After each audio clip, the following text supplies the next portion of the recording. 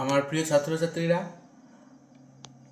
আমার channel geography click এবং আমাদের স্টাডি সেন্টার বেস্ট গাইড থেকে তোমাদের স্বাগত। আজ আমরা এবিটি এর কোয়েশ্চেন পেপার সলভের উচ্চ মাধ্যমিক 2025 পরীক্ষার জন্য এবিটি এর কোয়েশ্চেন সলভের আজকে তৃতীয় পর্ব নিয়ে এসেছি। আজ আমরা আলোচনা করব পেজ নাম্বার 100 এসি 108 পাতা। তো শুরু করা যাক। প্রথম প্রশ্ন রয়েছে, অবরোহণ ও আরোহণ প্রক্রিয়ার মিলিত ফল হলো অবরোহণ ও আরোহণ প্রক্রিয়ার মিলিত ফল হলো উত্তর হবে পর্যায়ন। দ্বিতীয় প্রশ্ন রয়েছে, ভূমিরূপ হলো ভূগঠন প্রক্রিয়া ও পর্যায়ের ফলশ্রুতি। এই ধারণাটি কে প্রবর্তন করেন? উত্তর হবে WM ডেভিস। পরের প্রশ্ন হচ্ছে, ছোটনাগপুর মালভূমি অঞ্চলে যে ধরনের জলনির্গম প্রণালী অধিক সংখ্যায় গড়ে ওঠে তা হলো কেন্দ্র বিমুখ জলনির্গম প্রণালী। পরের প্রশ্নটা হচ্ছে, শ্রীলঙ্কায় যে ফসলটি লিভিং ফার্মেসি নামে পরিচিত? উত্তর হবে ডাব। পরের প্রশ্ন হচ্ছে, একটি মনুষ্যসৃষ্ট বিপর্যয়ের উদাহরণ? উত্তর হচ্ছে ভোপাল গ্যাস বিপর্যয়। পরের প্রশ্ন হচ্ছে, অর্থনৈতিক উন্নয়নের একটি প্রধান সূচক হলো? সঠিক উত্তর হবে মোট অভ্যন্তরীণ উৎপাদন। পরের প্রশ্ন হচ্ছে, স্থানান্তর, স্পেলিং ভুল আছে, স্থানান্তর কৃষিকে ব্রাজিলে কি বলা হয়? সঠিক উত্তর হচ্ছে রোকা। পরের প্রশ্ন হচ্ছে, স্পোডোসল মৃত্তিকার একটি উদাহরণ হলো? সঠিক উত্তর হচ্ছে পটজল। কনারভেশন শব্দটি প্রথম ব্যবহার করেন? সঠিক উত্তর হবে প্যাট্রিক গেডেস। পরের প্রশ্ন হচ্ছে, নদীর পুনর্যৌবন লাভের ফলে গঠিত হয় না এমন একটি ভূমিরূপ হলো মনোরণক। পরের প্রশ্ন হচ্ছে, যে বায়ু হ্যাডলি কোষের সঙ্গে বিশেষভাবে যুক্ত তা হলো? সঠিক উত্তর হচ্ছে আয়ন বায়ু। পরের প্রশ্ন হচ্ছে, সংরক্ষণযোগ্য উদ্ভিদ ও প্রাণীদের সংখ্যা যে পুস্তকের মাধ্যমে প্রকাশ করা হয় তাকে বলে রেড ডেটা বুক। পরের প্রশ্ন হচ্ছে, মরু ক্ষয়চক্রের শেষ সীমা হলো? সঠিক উত্তর হচ্ছে ভৌম জলস্তর। মরু ক্ষয়চক্রের শেষ সীমা হলো ভৌম জলস্তর। পরের প্রশ্ন হচ্ছে, ওজোন গ্যাসের ঘনত্ব মাপার একক হলো ডবসন। পরের প্রশ্ন হচ্ছে, জেট বায়ু প্রবাহ দেখা যায়? সঠিক উত্তর হচ্ছে ঊর্ধ্ব ট্রপোস্ফিয়ারে। যদি অপশন আসে নিম্ন স্ট্র্যাটোস্ফিয়ারে, সেটাও সঠিক উত্তর হবে। ঊর্ধ্ব ট্রপোস্ফিয়ার এবং নিম্ন স্ট্র্যাটোস্ফিয়ারের মধ্যবর্তী স্থানে থাকে জেট বায়ু প্রবাহ দেখা যায়। এটা বছরের বিভিন্ন সময় চেঞ্জ হতে থাকে।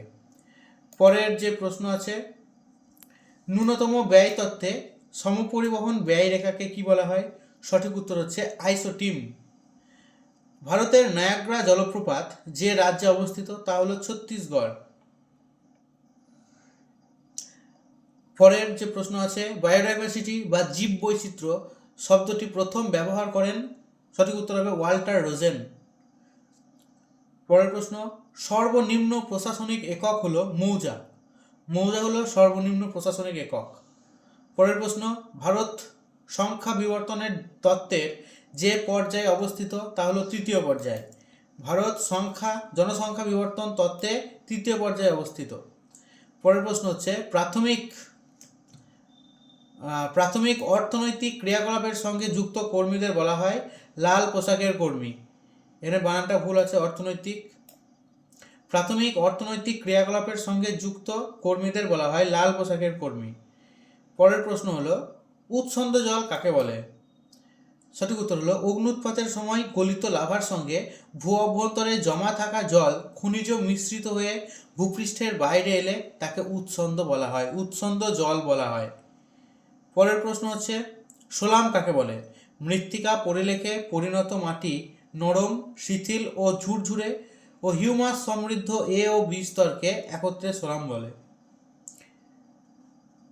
পরের প্রশ্ন, কাকে 10 সহস্র ধূম্র উপত্যকা বলে?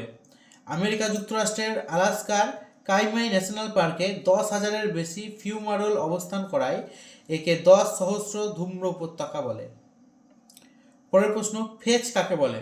সমুদ্রের ওপর প্রবাহমান কোনো বায়ু যতটা দূরত্ব অতিক্রম করে, অর্থাৎ কোনো সমুদ্র তরঙ্গ যে স্থান থেকে শুরু হয় এবং তটরেখা যেই স্থানে শেষ হয় সেই দুটি স্থানের মধ্যবর্তী যে দূরত্ব তাকেই বলে ফেজ। পরের প্রশ্ন হলো, মৃত্তিকা ক্যাটেনা বলতে কি বোঝো? একই প্রকার আদিশিলা ও একই জলবায়ুযুক্ত অঞ্চলে উপত্যকার শীর্ষদেশ থেকে অববাহিকার নিচের অংশ পর্যন্ত বিভিন্ন উচ্চতায় উপত্যকার তারতম্যের জন্য স্থানীয় ভূমিরূপ অনুসারে মৃত্তিকার পরিলেখের যে বিন্যাস ব্যবস্থা গড়ে ওঠে তাকে মৃত্তিকার ক্যাটেনা বলে। পরের প্রশ্ন হচ্ছে অনুগামী নদীর সংজ্ঞা দাও। ভূমিভাগের প্রাথমিক ঢাল অনুসরণ করে প্রবাহিত নদীকে অনুগামী নদী বলে। অনুগামী নদী নদী বরাবর প্রবাহিত হয়। অথবা প্রশ্ন যেটা রয়েছে, নদীর পুনর্জীবন লাভের সংজ্ঞা দাও। ভূ উত্থান, সঠিক উত্তর হচ্ছে ভূ উত্থান সমুদ্র জলের অবনমন ও অন্যান্য কারণবশত যদি নদী মধ্য ও নিম্ন গতিতে তার ক্ষয় করার ক্ষমতা ফিরে পায় তাকে নদীর পুনর্জীবন লাভ বলে। পরের প্রশ্ন আছে মোনেক্স কি? সঠিক উত্তর হলো ভারতীয় উপমহাদেশে মৌসুমী বায়ুর উৎপত্তি, গঠন, কার্যপ্রণালী, গতি প্রভৃতি বিষয়াবলী সংক্রান্ত গবেষণামূলক একটি কর্মসূচি হলো মোনেক্স। মোনেক্সের পুরো কথা হলো মনসুন এক্সপেরিমেন্ট। পরের প্রশ্ন যেটা আছে অথবা প্রশ্ন, ঘূর্ণবাতের চক্ষু কাকে বলে? উত্তর হলো শক্তিশালী ঘূর্ণবাতের কেন্দ্রে এক গতিহীন শান্ত প্রায় মেঘশূন্য অবস্থায় বিরাজ করে। একে ঘূর্ণবাতের চক্ষু বা ঝড়ের চক্ষু বলে। এর ব্যাস প্রায় 10 কিমি থেকে 20 কিমি বিস্তৃত হয়। পরের প্রশ্ন হচ্ছে লিথোফাইট উদ্ভিদ কি? পার্বত্য ও শিলাময় ভূমিতে যে উদ্ভিদ জন্মায় তাদের লিথোফাইট বলে। পরের প্রশ্ন হচ্ছে একটি আলোকপ্রেমী ও একটি আলোক বিদ্বেষী উদ্ভিদের নাম লেখো। সঠিক উত্তর হচ্ছে একটি আলোকপ্রেমী উদ্ভিদের উদাহরণ হলো সূর্যমুখী, একটি আলোক বিদ্বেষী উদ্ভিদের উদাহরণ হলো ফার্ন, পান, অর্কিড ইত্যাদি। পরের প্রশ্ন আছে গামা বৈচিত্র্য কাকে বলে? যে কোনো খুব বড় ভৌগোলিক অঞ্চলের মধ্যে পরিবেশ ও প্রাকৃতিক বাসভূমির পার্থক্যের জন্য বিভিন্ন বাস্তুতন্ত্রে থাকা জীব প্রজাতির যে সামগ্রিক বৈচিত্র্য তৈরি হয় তাকে গামা বৈচিত্র্য বলা হয়। এখানে উদাহরণ হিসাবে হিমালয় অঞ্চলকে বলা যেতে পারে। পরের অথবা প্রশ্ন যেটা আছে বাস্তুতান্ত্রিক বাস্তুহারা কি? উত্তর হবে পরিবেশগত বা মনুষ্য সৃষ্ট পরিস্থিতির কারণে যদি কোনো নির্দিষ্ট স্থানে বসবাসকারী প্রজাতি তাদের নিজস্ব বাস্তুস্থান ছেড়ে অন্যত্র গমন করতে থাকে তাকে বাস্তুতান্ত্রিক বাস্তুহারা বলে। পরের প্রশ্ন আছে হড়পা বান কি? পার্বত্য অঞ্চলে অতি অল্প সময়ে প্রচুর বৃষ্টিপাত ঘটলে বা কৃত্রিম জলধারা ভেঙে গেলে হঠাৎ যে বন্যার সৃষ্টি হয় তাকে হড়পা বান বলে। পরের প্রশ্ন হচ্ছে মিশ্র কৃষি বলতে কি বোঝায়? সঠিক উত্তর হচ্ছে একই কৃষি জমিতে একই সময় নানান ধরনের ফসল চাষ করার সঙ্গে সঙ্গে পশুপালন ও কাষ্ঠ উৎপাদন করা হলে সেই কৃষি পদ্ধতিকে মিশ্র কৃষি বলে। পরের অথবা প্রশ্ন রয়েছে পোমাম কালচার কাকে বলে? সঠিক উত্তর হলো যে কৃষিতে সারা বছর আপেল,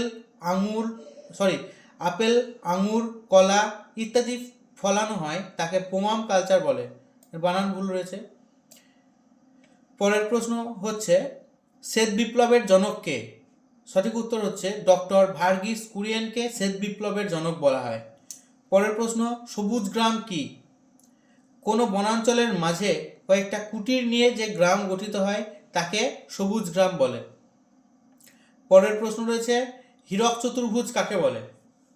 ভারতের 4টি মেগাসিটি দিল্লি, কলকাতা, চেন্নাই ও মুম্বাই শহরকে একটি রেল নেটওয়ার্কের মাধ্যমে যুক্ত করতে ভারতীয় রেল যে দ্রুতগতি সম্পন্ন রেল লাইনের স্থাপনের প্রকল্প গ্রহণের উদ্যোগ নিয়েছে তাকে হীরক চতুর্ভুজ বলে।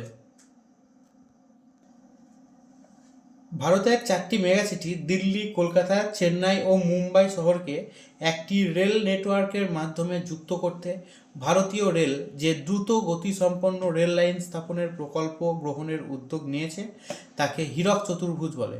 পরের প্রশ্ন হচ্ছে ভারতের পরিকল্পনা অঞ্চলের জনক কে? সঠিক উত্তর হবে কে.এস. রামচন্দ্রন। কে.এস. রামচন্দ্রন হলেন ভারতের পরিকল্পনা অঞ্চলের জনক।